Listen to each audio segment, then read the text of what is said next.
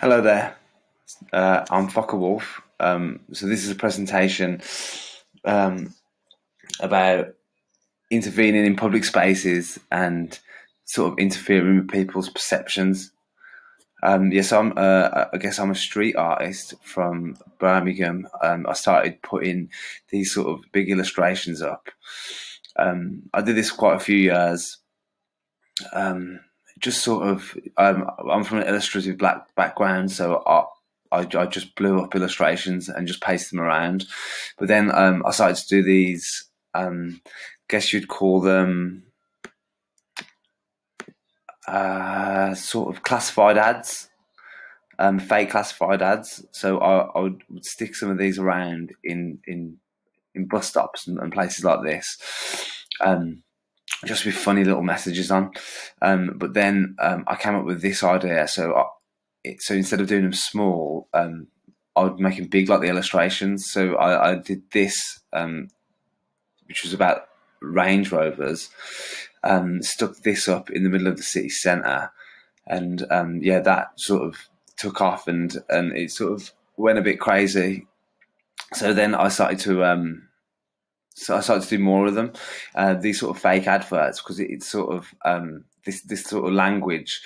People can understand it more than sort of street art, because people see adverts all the time, so you can really get into people with it. So this was a voodoo classes for kids, and then already you can see that there's sort of a dialogue that has opened up between myself or the poster and the people that are looking at it.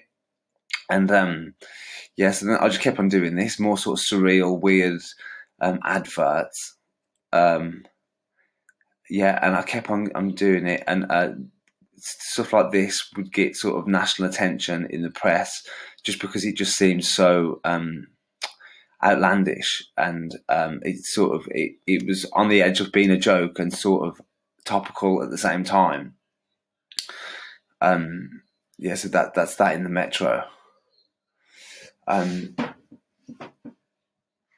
yeah, so then obviously I realized I had this sort of power to to mess with people. So I thought that it'd be good to maybe put it to some good.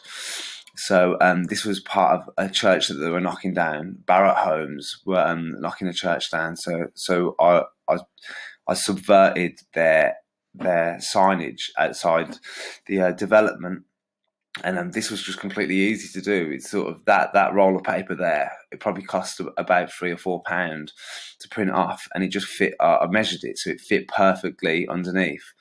And and like a lot of people probably won't see that, but then the people that do, it's quite sort of a strong sort of statement. And then then just doing billboards like this. Same. It's just it's in sort of the realm of advertising, so it gets under people a bit, and I feel like you can sort of get into people quite easily with this sort of technique, especially if you put sort of humour or art or poetry or anything that's sort of like an art form and mix it with a message. It sort of like softens the blow, so you can sort of get the idea into people a lot easier. This is just on the bus, so I started to stray away from doing the black and white posters and start to do more sort of coloured stickers at this point, because I just felt that everyone knew what the posters looked like, but these things. They sort of people were second guessing these as well, because a lot of people on the internet like thought that this was an actual accident. So then you sort of I'm playing with this accidental quality of it, and sort of getting that through to people as well. But also there's sort of an underlying message going on with it at the same time. This this is on a development in Birmingham. So this says this building has been nominated for the biggest waste of public space award. So I thought that was sort of perfect, because it's sort of them sort of make believe awards that a lot of companies sort of have. I sort of used that against them.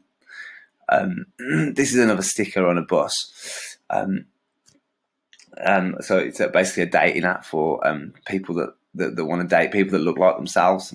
But I've sort of put it in a way where it's sort of nationalistic, sort of colours and language. So this one as well. This is on the tube in London. This tricked a lot of people on the internet, because a lot of people thought that it was a typo. So they thought that the Conservatives had actually made a mistake on one of their adverts. So then it sort of it did a viral. So that's another way where you can sort of like hijack people. Really, you can sort of trip them up a little bit. But yeah, this was just, I stuck this on the tube in the middle of the daytime. It was like a packed tube. People were looking at me funny, but by the time I'd walked off, people were sort of like patting me on the back and stuff and laughing about it. So, like, I encourage you, if you want to do stuff like this, it's not that scary. And at the end of the day, if someone's got a problem with it, they can always take it down. And it seems scary at the time, but once you've done it, it's pretty easy to sort of get into these public realms and mess with stuff. So I highly encourage you to do it, because it's a very powerful tool, because advertisers use it all the time, and it's not really a thing for people in the public to do, whereas they stray you away from it. But actually, that space is as much yours as it is theirs. So so just use that space. This is full fact. They had to come out and say that it was fake, because so many people on the internet thought it was real. So this is like a badge of honor for me, because as I work with misinformation and things like that and fake news, to be called out with full fact is sort of like, that's good for me. This is just more stuff, more sort of residential apartments. I haven't done anything to this, but then I put this on it. This is just simple print off for me. There's if you go to sort of if you find people that plan architectural plans, they should have a printer, and they print sort of black and white. It's like a giant photocopier, and you can get really cheap prints printed off through like a lot of print companies will do it. Architectural planning printers, that's what you're looking for. This is another way of doing stuff. This is just an A board or an advertisement board on the street. No one really seems to question them. And only people that will read the whole thing will know that it's a joke. Most people will just sort of blend into the landscape of the street. That's just gibberish. It's basically Lorem Ipsum, but a Syriac version of it. But I just thought it'd be funny just to freak people out with the AK-47s and some and sort of a weird sort of random poster. This says it's Europe's biggest jumble sale. This is at the site of the biggest Primark in the world, which is in Birmingham. This is when they were building it. This is again having a go at Primark.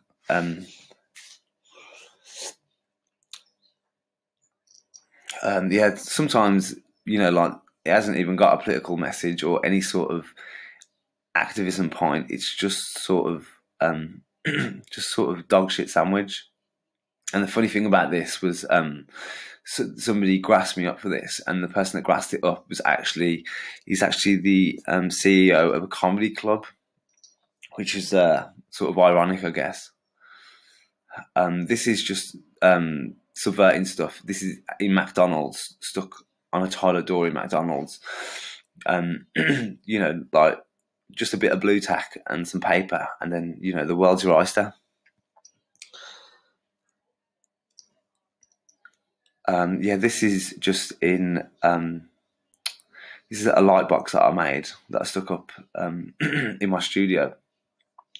But it's just sort of just trying to use that same sort of language, but in different mediums. This is a sticker on the back of a bus.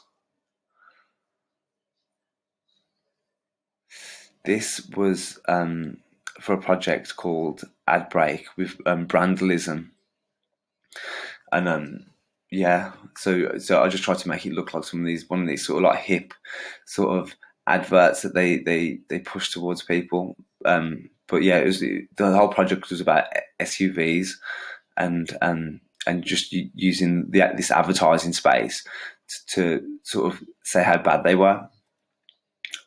This is another sticker on a bus. This is I've taken over the whole phone box here. Yeah, that stayed there for quite a while, but like as you can see, sort of you can sort of take over lots of different things.